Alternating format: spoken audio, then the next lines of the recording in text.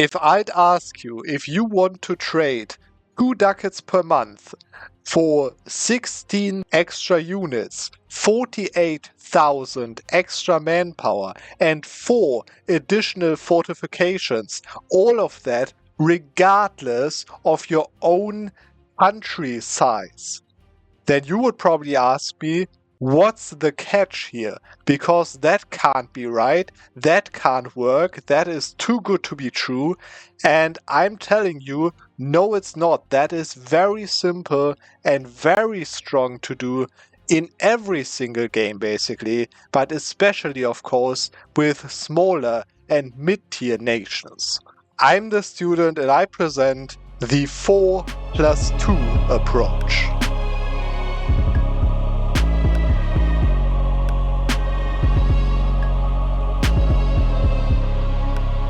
Let me go a little deeper into the topic of what I want to explain over here. And what I want to explain is basically a concept of using your provinces, your limited provinces, to your advantage in terms of getting the most manpower, the most force limit out of that, right?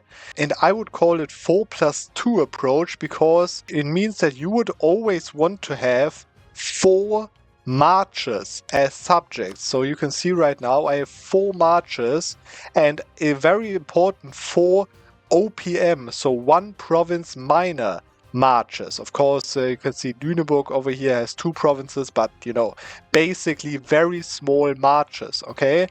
And then the additional 2 is you want to, of course, keep 2 diplomatic relation slots open for very useful allies. And in this case, I'm allied to the Emperor, Austria in this Brandenburg game. And I have a royal marriage with Burgundy. They don't really like Austria, that's why I can't ally them for now. But of course for the Burgundian inheritance. So in my opinion, if you think about that, you should ask yourself, how many of your allies would you really need in wars? And the answer is probably most likely you're going to only use like 1 or 2 big allies that you have, like France, Castile, Poland or something, right? If you can ally them. Of course, you can ally a few smaller guys and call them into your wars, but you can do the same thing with subjects, and that's what I want to talk about right now, which is the 4 subject marches and what they give you. You can see right now I very strategically chose who I want to turn into marches. Of course, there are literally hundreds of OPMs all around the map. You can vassalize Cyprus, you can vassalize the Knights, you can vassalize Trapezoint, you can release these Russian OPMs over here if you conquer that. You can of course do a lot of OPM tags in the Balkans or 2 province minor tags in the Balkans. Same also for Ireland, very nice target for 4 additional marches if you play as Scotland, for example. What I want to show by that is that you are not lacking the possibilities of getting small subjects. The question is, why would you want to have so many small subjects? Because you might think that they are not able to, that you can't keep them loyal or something. You can just have a look at my subjects over here. They are all below 30% limited desire, even with diverting trade from them, which is of course because of 2 reasons, because they are March and because I'm sending officers, but I'm going to get to that in a second. First of all, the obvious advantages. If you have OPM subjects, the advantage of that is that you can see this province of Rupin, for example, right? This province gives normally 300 manpower, as well as, 0.16 ducats of income. Now, if you have a look at the Rupin vassal itself, you can see that he has not 300 manpower, he has 12,000, almost 13,000 manpower. And that is because every single nation in the game, or even an OPM with only, 4 development, as you can see, has a base manpower of 10,000. And now as they are a March subject, you can see that they have 25% additional modifier to that 10,000. And that brings them up to, with the province modifier, of course, to a total of almost 13,000 manpower that you would never be able to get out of this one province, of course. Also, you can see that they are getting not 0.16, but almost, double that in balance, because also every single nation has a base taxation income. In this case, as they are a subject nation, it is a base that they have of 6 income per year. On top of that, obviously, comes the tax income from their province, right? Which, as you can see, is pretty low. But yeah, that basically means that they can, as you can already see, they can maintain 3 regiments of troops without me paying anything for that. They pay for itself. You can see they have a positive balance, of course. And they also have 13,000 manpower. And I'm not paying a single thing for that. And they are not paying for it either, right? They just get that for free, that 10,000 base value. And if you do that with 4 of the vassals, in this case, Rügen, Ruppin, Anhalt, and Lüneburg, then what happens is that you actually get an additional around 50,000 manpower. Of course, keep in mind, if I had that province myself, I would gain that 300 manpower, right? So I would have to subtract that from the 50,000. That's why I ended up with around 48,000 manpower that you gain extra on top of your own manpower pool. And you can see I already fought a few wars, right? I fought a war against Lüneburg, I fought a war against Stettin, as well as against Wolgast. So I already fought wars, but you can see that I'm still, even though I have recruited up to 20,000 manpower troops, I'm still at 13,000 manpower in the bank. And this is with Brandenburg typically being a chronically low performer in terms of the manpower recovery. But that's not all. You can see, if you have a look on the force limit, that I have a force limit of 24 troops. And I only have 115 development. If you see, for example, Sweden over there, right? You can see Sweden has more than double the development, but they have only, if you compare that to the force limit, you can see that Sweden has the same force limit as I have, with more than double the development.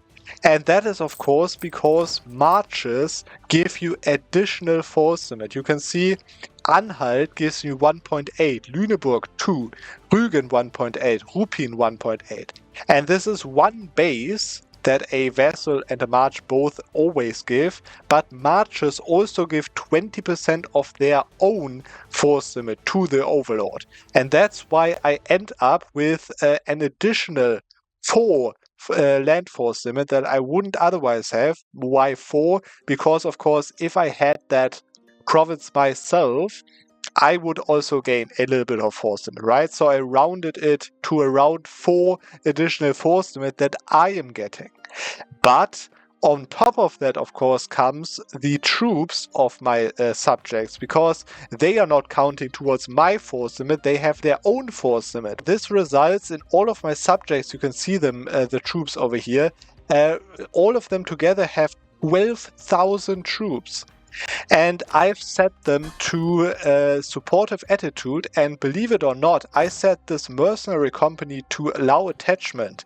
And what happened after I declared a war is they instantly swarmed around me and all attached to this one company that I had allow attachment on.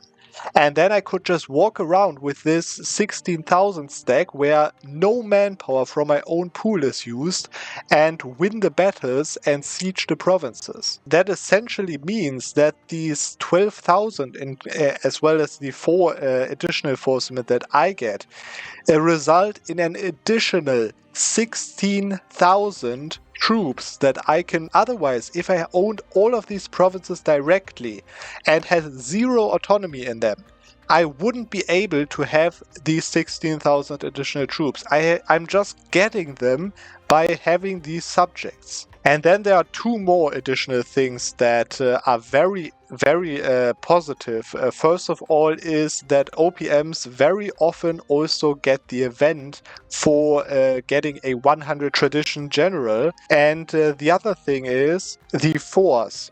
Now, of course, I have the manpower and I have the units, but I also have 4 additional fortifications that are all on more, like an additional 20% fort defense because of them being a March subject type. That, by the way, the AI will always focus on the weakest war participant, which is in this case your subjects. So they will focus on their force that have additional fort defense, but they won't focus on your land instead. And then last but not least, these troops that I'm fighting with my vassals, with my marches, they are also crazy strong because they get 20% additional morale and 5% additional discipline for a very small price. You can see I'm paying, for example, 0.13 for Anhalt, and that is exactly where the downside comes in.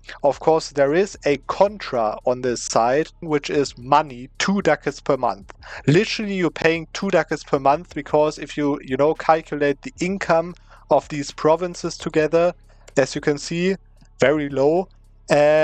Together with the expenses that I pay for diplomatic expenses for sending officers, adds up to 2 ducats per month.